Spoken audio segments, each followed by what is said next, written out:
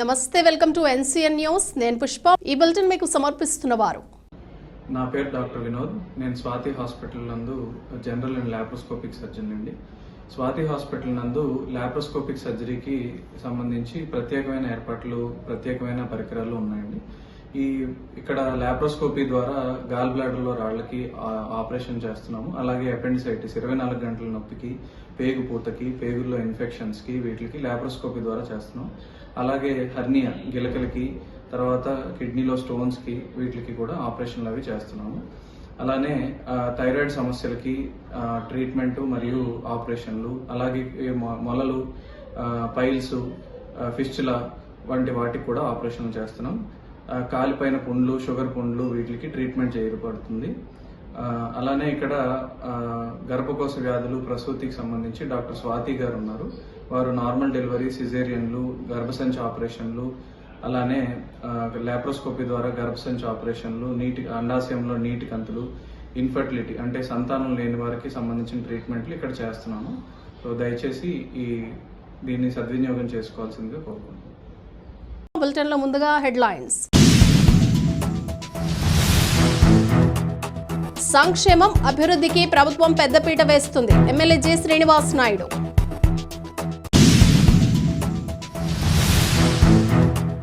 సంక్షేమ సారథిని మరోసారి ఆశీర్వదించండి. MLA J Srinivas Naidu.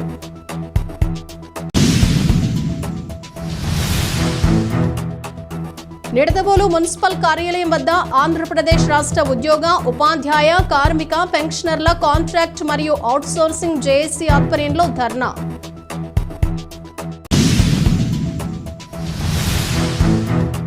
దారవరంలో ఘనంగా శ్రీ కోదండ రామాలయ నిర్మాణ పునఃప్రతిష్ఠ మహోత్సవాలు.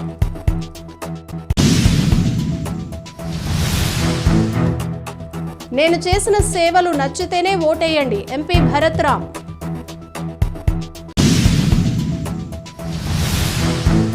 ప్రతి నిరుపేదకు సొంత ఇల్లు, అదే జగనన్న సంకల్పం. మంత్రి వేణుగోపాలకృష్ణ, ఎంపీ మార్గాని భరత్ రామ్.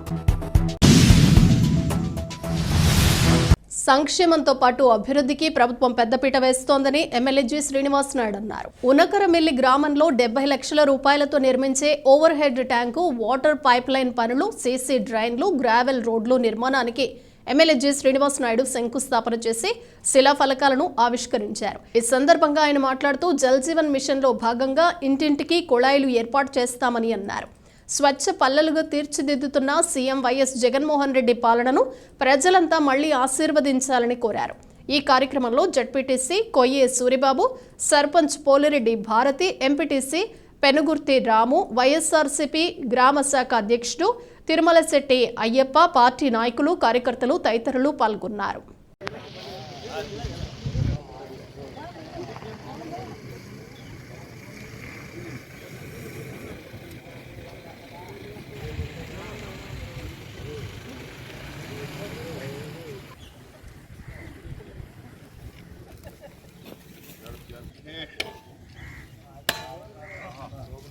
శ్రీనివాస్ నాయకత్వం, శ్రీనివాస్ నాయుడు గారి నాయకత్వం, శ్రీనివాస్ నాయుడు గారి నాయకత్వం.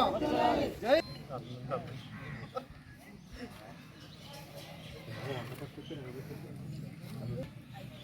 ఎంత 50 లక్షల 45 లక్షలు.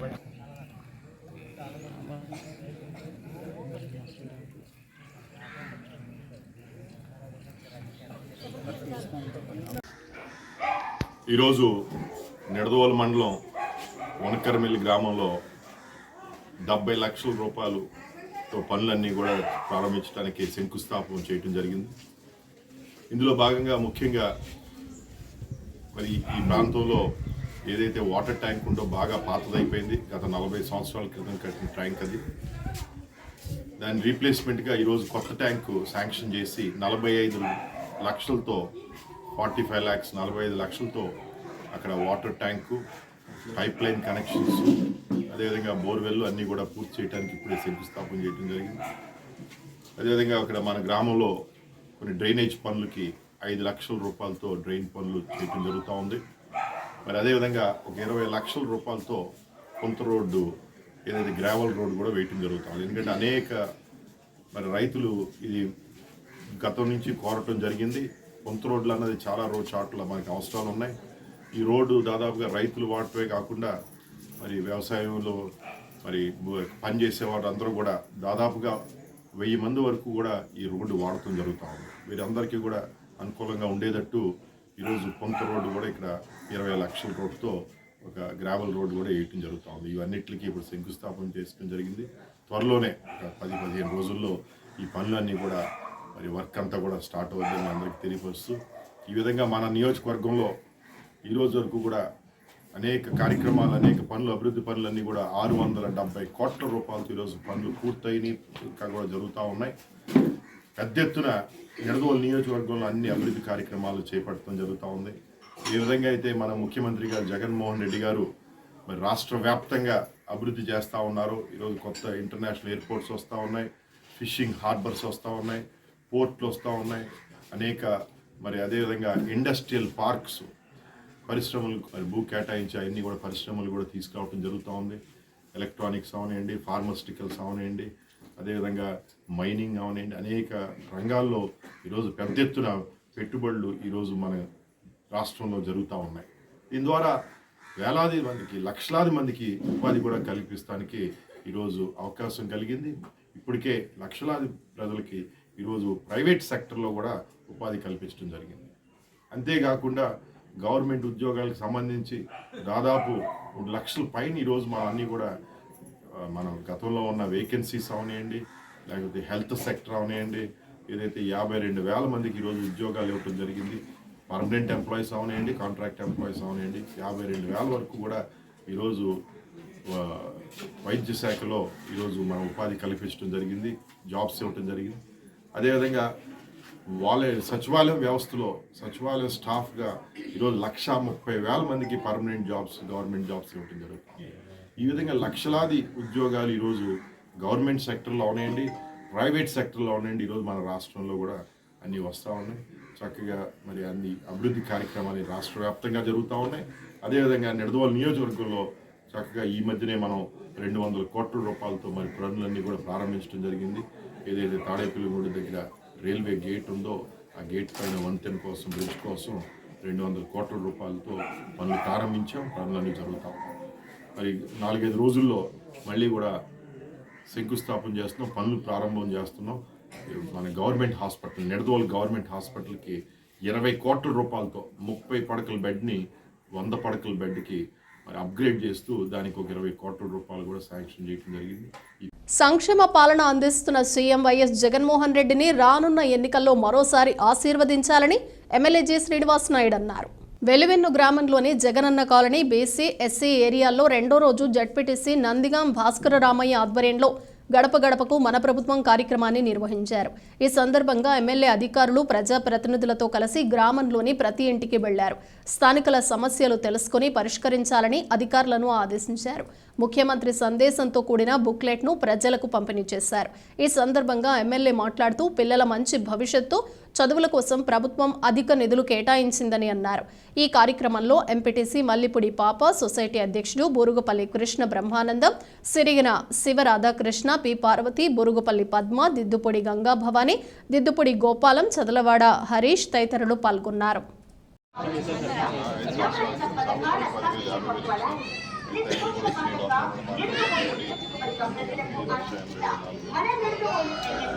ఏం చెప్పాలా లక్షలు ఇంటికి పంపిస్తారమ్మా. విమర్శించేవాళ్ళు విమర్శిస్తారు. జగన్ గారు ఈరోజు ప్రతి ఒక్కరికి కూడా ఆర్థిక సహాయం జరగాలి. కుటుంబానికి వాళ్ళ ఇంట్లో బయటకు వెళ్ళే అవసరం లేదు, లేకుండా వాలంటీర్ వ్యవస్థ పెట్టి, సచివాలయం వ్యవస్థ పెట్టి, ఆఖరికి రేషన్ కూడా ఇంటికి పంపించి మీరు ఇళ్లలో ఉండండి, మీకు అన్ని సేవలు చేస్తామన్న ఆలోచనతో ఈరోజు పరిపాలన జరుగుతున్నాం. అంతేగాని ఏదో జన్మభూమి కంపెనీ పెట్టి తెలుగుదేశం వాళ్ళగా వాళ్ళ కాళ్ళకి రప్పించుకునే పద్ధతి కాదు. ఈరోజు ఎమ్మెల్యే అయినా మేము మళ్ళీ మీ ఇంటికి వచ్చి మిమ్మల్ని అడుగుతున్నాం. అటువంటి పరిపాలన జగన్ గారు తీసుకొచ్చారు. ఎవరిని డైరెక్ట్ గా బ్యాంక్ అకౌంట్ లో పడిపోతాయి మీ డబ్బు. మీరు ఎవరి దగ్గరికి వెళ్ళి కలవక్కర్లేదు. ఏ అధికారికి ₹1 లంచం ఇచ్చే అవసరం.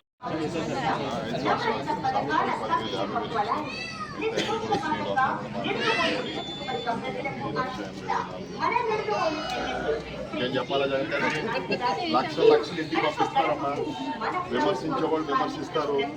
జగన్ గారు ఈరోజు ప్రతి ఒక్కరికి కూడా ఆర్థిక సహాయం. తూర్పుగోదావరి జిల్లా నిడదవోలులోని మున్సిపల్ కార్యాలయం వద్ద ఏపీ జేఏసీ పిలుపు మేరకు ఆంధ్రప్రదేశ్ రాష్ట్ర ఉద్యోగ, ఉపాధ్యాయ, కార్మిక, పెన్షనర్ల, కాంట్రాక్ట్ మరియు అవుట్సోర్సింగ్ జేఏసీ ఆధ్వర్యంలో న్యాయమైన తమ డిమాండ్లను తక్షణమే పరిష్కరించాలని కోరుతూ ధర్నా నిర్వహించారు. నిడదవోలు జేఏసీ అధ్యక్షులు కె నందీశ్వరుడు ఆధ్వర్యంలో నిర్వహించిన ధర్నాకు విశేష స్పందన లభించింది. ఈ సందర్భంగా ఏపీటీఎఫ్ తూర్పుగోదావరి జిల్లా ప్రధాన కార్యదర్శి పి సువర్ణరాజు మాట్లాడుతూ 18,000 కోట్ల పెండింగ్ బకాయిలను వెంటనే చెల్లించాలని, 30% ఐఆర్ ప్రకటించి ప్రభుత్వం చిత్తశుద్ధిని నిరూపించుకోవాలని, సిపిఎస్ను బేషరతుగా రద్దు చేసి ఓపీఎస్ను పునరుద్ధరించాలని డిమాండ్ చేశారు. యూటీఎఫ్ జిల్లా అధ్యక్షులు పి జైకర్ మాట్లాడుతూ సిపిఎస్ఆర్ రద్దు చేసి ఓపీఎస్ను పునరుద్ధరించాలని, న్యాయపరమైన తమ డిమాండ్లను సాధించుకోవటానికి తాము ఎంతటి పోరాటానికైనా సిద్ధమని అన్నారు. చట్టపరంగా పన్నులు చెల్లిస్తూ ప్రభుత్వ ఆదాయాన్ని పెంచడంలో ప్రముఖ పాత్ర పోషిస్తున్న ఉద్యోగులకు, పెన్షనర్లకు చెల్లించవలసిన బకాయిలను తక్షణమే విడుదల చేయాలని డిమాండ్ చేశారు. ఈ ధర్నాలో జేఏసీ కార్యదర్శి J Jayanth, treasurer Manikyalarao, vice president Kalyanakrishna, UTF నాయకులు MCH Karun Kumar, K Pradeep Kumar, D Muttaiah, Rehman, APTF నాయకులు బి రమణ, అప్పారావు, సూర్యనారాయణ, పెన్షనర్ల సంఘం నాయకులు బలగం అప్పారావు, కె రంగాచార్యులు మరియు కార్యదర్శులు పెద్ద సంఖ్యలో పాల్గొని ధర్నాని జయప్రదం చేశారు. పెండింగ్ ఫైల్స్ లేకుండా పనులు చేసేసుకుంటున్నాం, పెండింగ్ సిలబస్ లేకుండా పాఠాలు చెప్పేసుకుంటాం. మరి నువ్వు నీ అసంతృప్తిని ఉద్యోగుల, ఉపాధ్యాయుల, పెన్షనర్ల ఐక్యత వర్ధిల్లాలి. ఉద్యోగుల, ఉపాధ్యాయుల, పెన్షనర్ల ఐక్యత విడుదల చేయాలి వెంటనే ఐఆర్ 30%ను విడుదల చేయాలి. వెంటనే ఐఆర్ 30% చేయాలి. ఐఆర్ 30% వెంటనే ప్రకటించాలి. పిఆర్సీ కమిటీని 12వ పిఆర్సీ కమిటీని వెంటనే ప్రకటించాలి. 12వ పిఆర్సీ కమిటీని విధానాన్ని రద్దు చేయాలి. సిపిఎస్ విధానాన్ని రద్దు చేయాలి. సిపిఎస్ విధానాన్ని తక్షణమే చెల్లించాలి. పెండింగ్ లో ఉన్న ఏపీజేఎల్ఐపిఎఫ్ బకాయిలు వెంటనే చేయాలి. సిపిఎస్ విధానాన్ని వెంటనే ప్రకటించాలి. ఐఆర్ 30% వెంటనే ప్రకటించాలి. ఐఆర్ 30% వెంటనే ఐక్యత.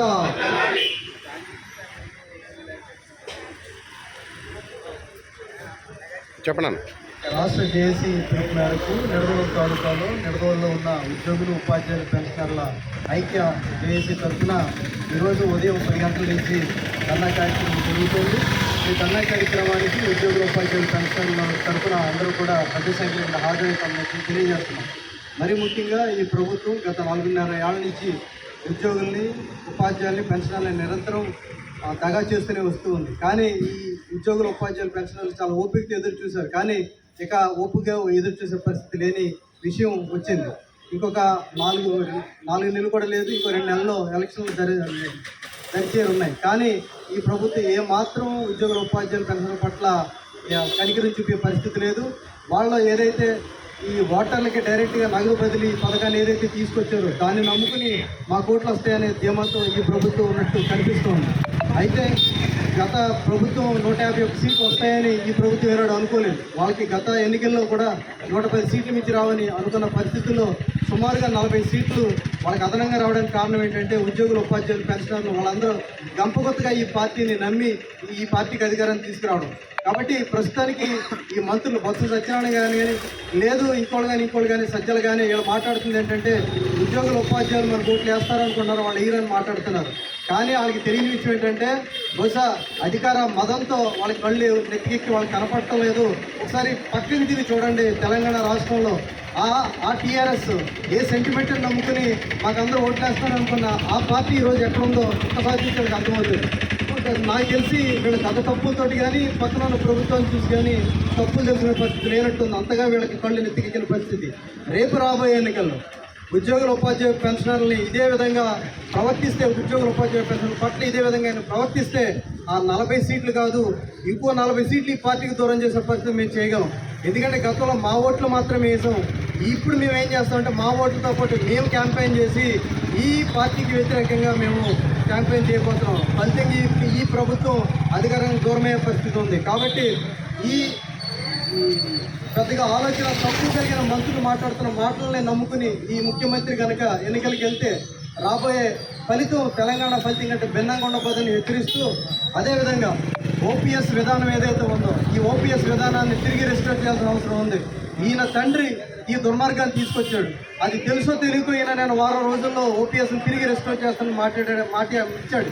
కానీ దానికి భిన్నంగా ఆయన 4.5 ఏళ్ళైన పెన్షన్ని తిరిగి రెస్టోర్ చేయలేదు.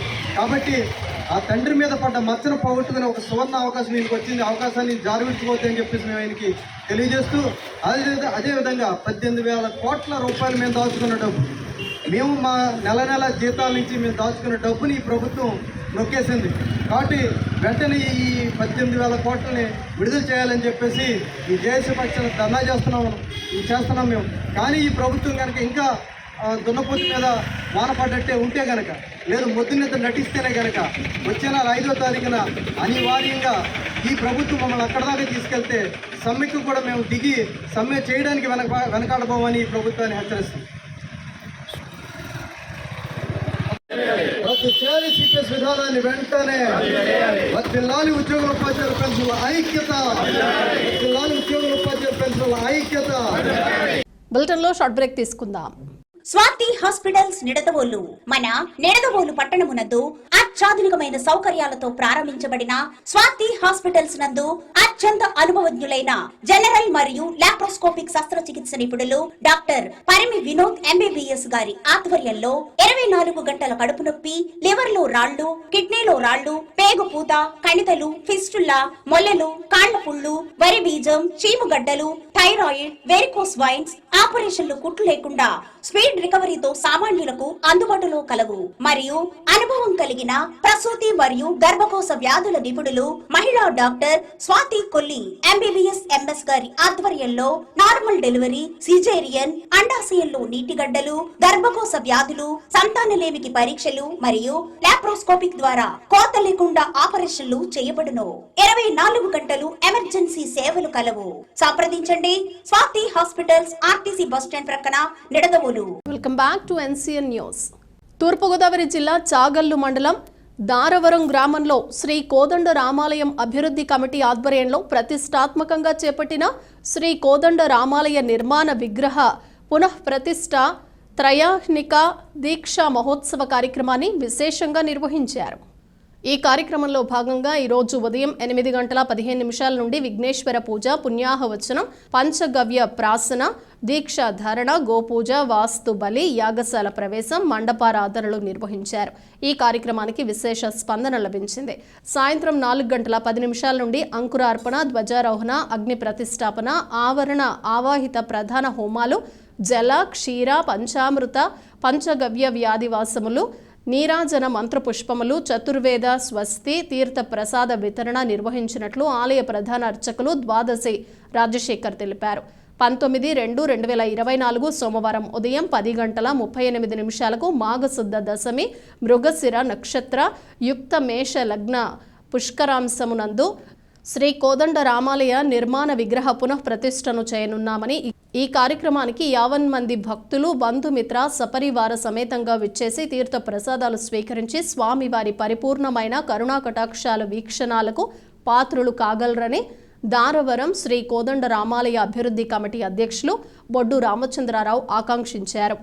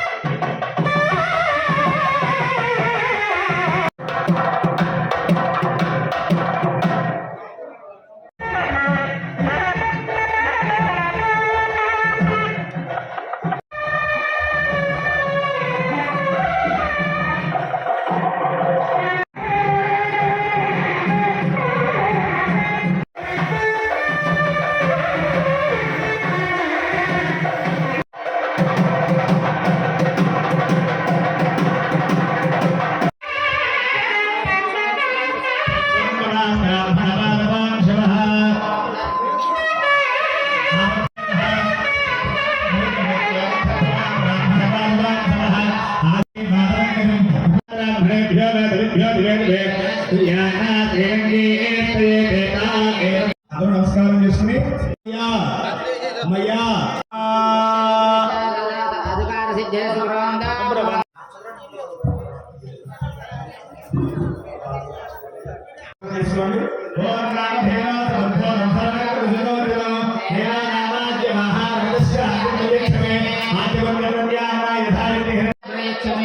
ధాన్యగుచ్చ ప్రత్యామ్న యథాశక్తి హిరణ్యందు విషమహో సంపదతే నమః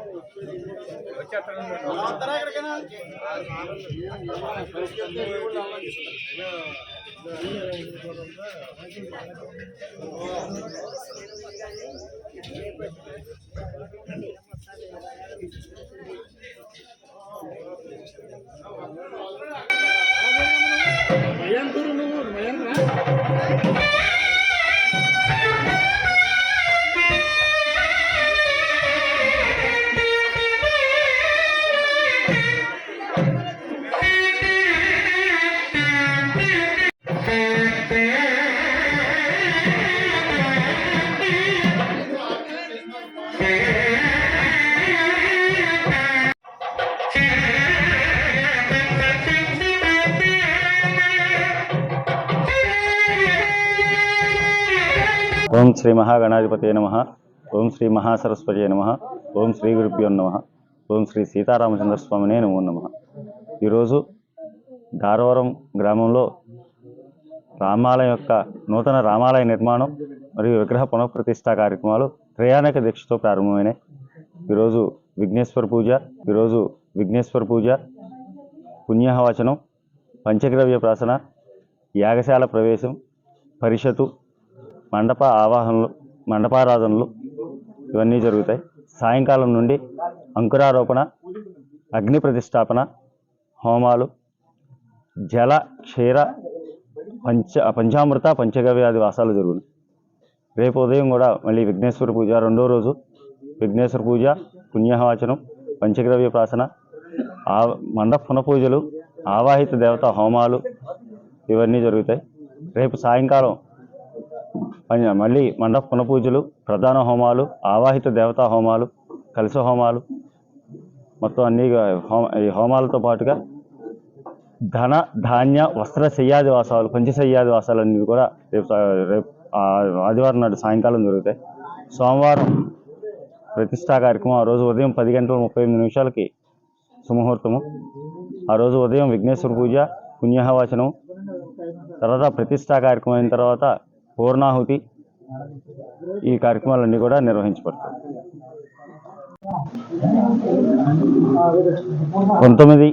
19వ తారీఖు సోమవారం ఉదయం 10:38 దారవరం గ్రామంలో శ్రీ కోదండ రామాలయం నూతన నిర్మాణ విగ్రహ పునఃప్రతిష్టా కార్యక్రమం ముహూర్తం నిర్ణయించబడినది.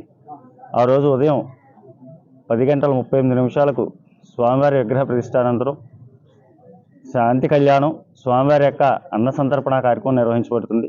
కావున చుట్టుపక్కల గ్రామాల్లో ఉన్నటువంటి భక్తులందరూ కూడా ఆలయం వద్దకు విచ్చేసి స్వామివారిని దర్శించుకుని స్వామివారి యొక్క తీర్థ ప్రసాదాలు స్వీకరించి హనుమ లక్ష్మణ భరత శత్రుఘ్న పరివార సమేత సీతారామచంద్ర స్వామివారి యొక్క కృపకు పాత్రలు కావాల్సిందిగా కోరుకున్నాను.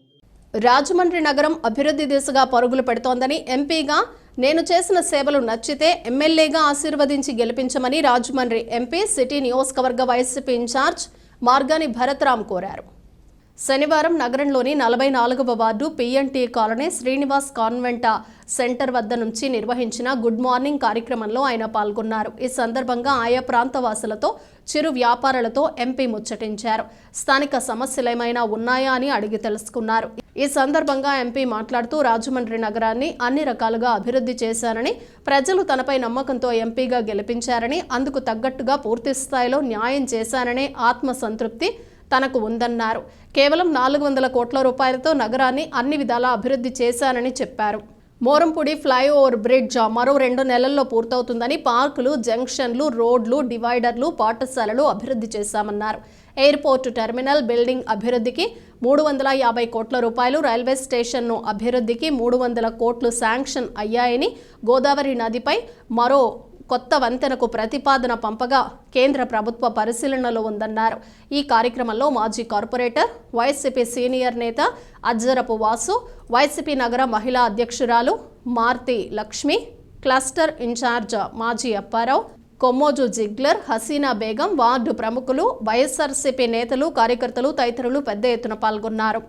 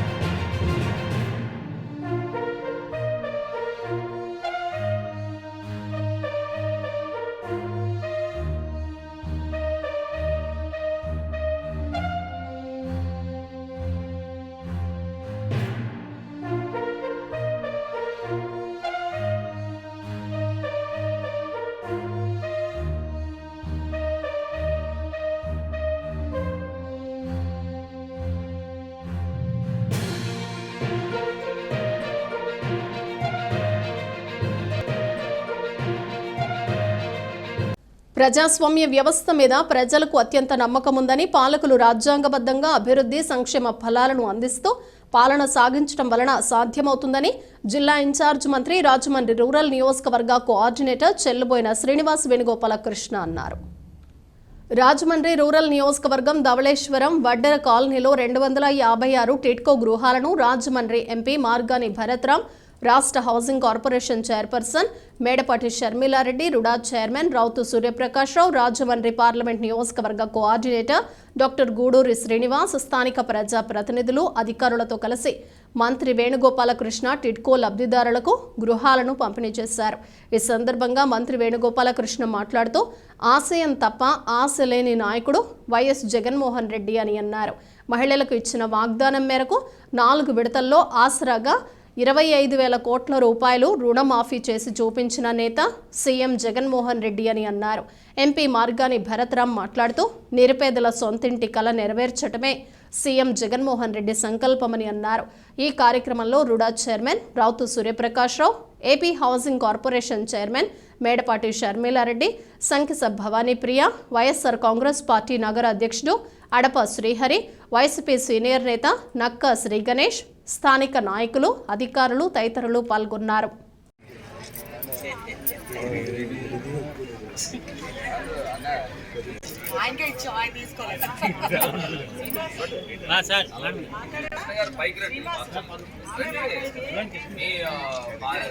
దేవుడు దయ అంటాం మనం రివర్స్ లో, కానీ నువ్వు దైవంతుడు అయితే నీలో దేవుడు ఉంటాడని. గుడి ఎక్కడ ఉందంటే గుండెల్లో ఉంది.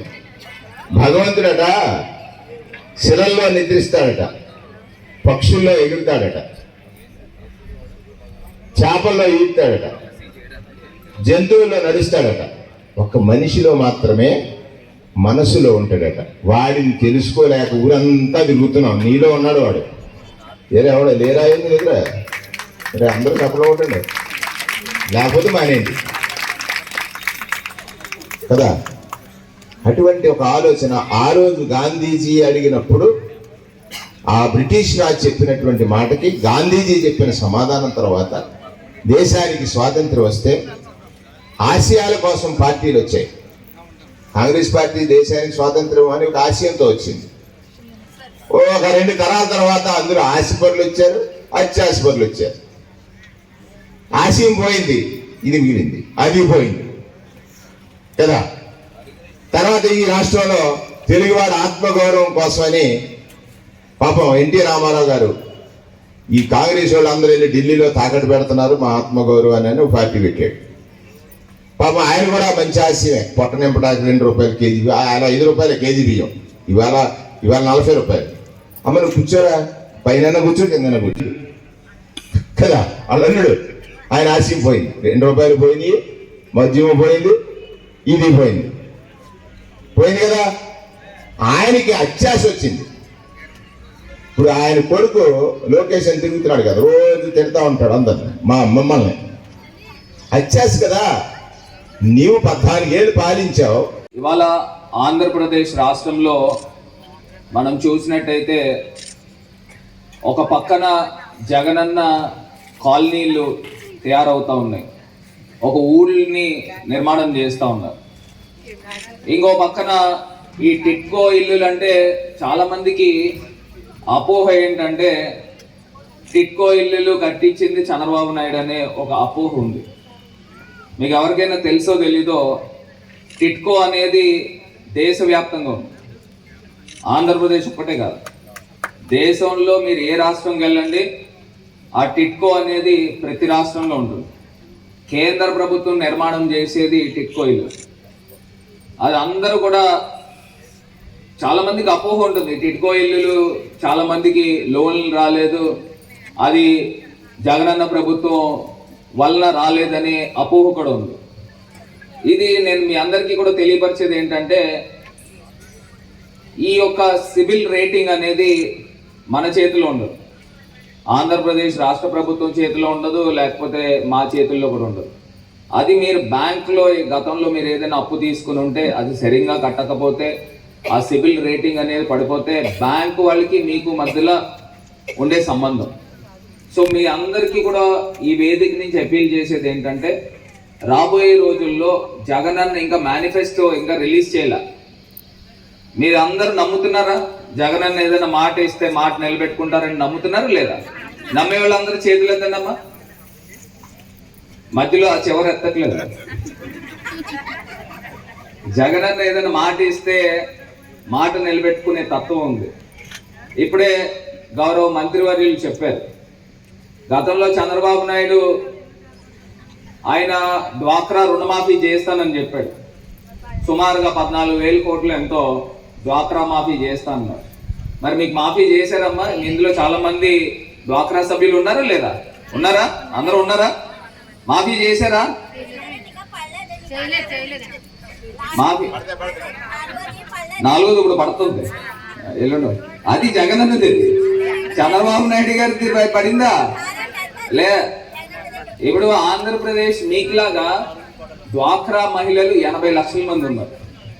80 లక్షల మందికి 4 విడతల్లో 25,000 కోట్ల రూపాయలు మాఫీ చేస్తూ ఉన్నారు జగన్మోహన్ రెడ్డి గారు. ఇవి బులెటిన్ విశేషాలు. మరో బులెటిన్లో మళ్ళీ కలుద్దాం. అంతవరకు సెలవు. నమస్తే.